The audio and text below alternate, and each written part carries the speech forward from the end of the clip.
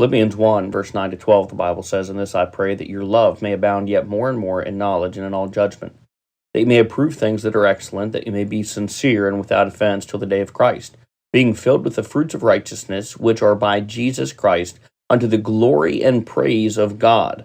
But I would ye should understand, brethren, that the things which happened unto me have fallen out rather unto the furtherance of the gospel." Here we come to this passage. Here is Paul, a Christian that is going through difficulty, writing to other Christians who are going through difficulty.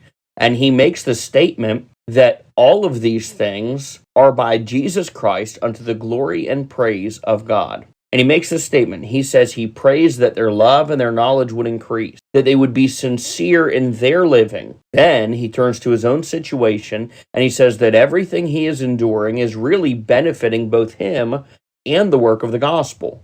I want you to picture this. Paul, here in the midst of the prison, is encouraging these other people to not merely go through their difficulties, but to grow through their difficulty. He says he's praying for them that they would increase in love. He's praying that they would increase in knowledge. He's praying that they would remain sincere throughout the difficulty. And he makes the statement that everything that's happened to him is falling out to the furtherance of the gospel. Paul here is explaining to these Christians that they are not just supposed to go through difficulty of life, but really they should be growing through difficulty of life. What a thought. You know that each one of us go through storms in life. Each one of us walk through valleys on this road called life. Each one of us face difficulties in this thing called life. And we should not merely hang on. We should not merely be looking to come out the other side, but we should look to come out the other side stronger and better for it. We should not merely go through life. We should grow through life. I'm reminded of a story. I had a friend in high school that had very severe asthma. And he went to his doctor, and the doctor said, "We're going to give you some steroids to help your lungs with this asthma." And I remember that he heard the word steroids, and he thought, man, I'm getting steroids, and this is an opportunity for me to grow some serious muscle, and this is an opportunity for me to get seriously strong. Now, I do not know whether or not the steroids given to him for his asthma actually had any impact on his muscle growth.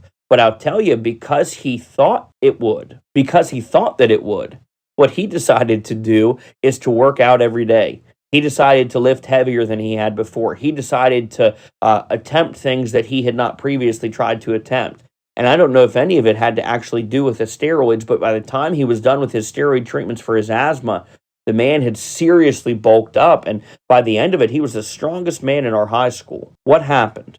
He didn't merely go through the difficulty, but he grew through the difficulty. Now look, I don't know if those asthma steroids had any impact on his muscle growth, but because he believed that these steroids could be a help to him, he committed himself to getting stronger and growing through this steroid rounds. I love this truth. If you and I would genuinely believe that what God is doing, He is doing to grow us, we will not merely survive the difficulty, but we will work to be stronger on the other end of the difficulty. You see, we should not merely go through difficulties of life.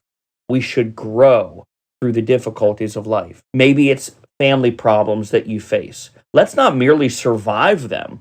Let's thrive through them. Let's get through them stronger. Maybe it's marital troubles. There are many people in my life that I love dearly, 2 or 3 just in the last couple months that have divorced. Boy, I hate to see that. You know, if you and I, when we go through marital troubles, instead of looking for a way out, we would look for a way to strengthen our marriage, we would come out on the other side better because of it. Maybe it's financial difficulties. Maybe they're financial difficulties that you've brought upon yourself. Hey, you know, if you will determine to not merely go through that financial strain, but to grow through that financial strain, you can come out on the other side better because of it.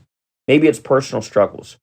Maybe you have some besetting sins. Maybe you have some habits that you need to change. Maybe you have some personality that you know you need to change. Maybe some emotional things that you need to work through and you've got to get over. Hey, might I encourage you not to merely survive. Don't just merely go through the difficulty, but determine that God is using it for your betterment. Determine that God is using it to strengthen you and grow through your difficulty. Whatever it is, family problems, marital problems, financial difficulties, personal struggles, hardships of life. We all go through times that are just hard. Let me encourage you as that young man did.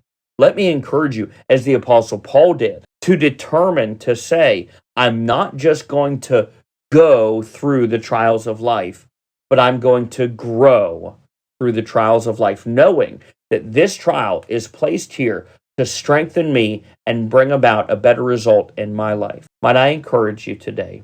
Let's not just go through life, let's grow through life, that we may be more like Him, more pleasing to Him, and more capable for Him. We love you, folks. We'll see you tonight.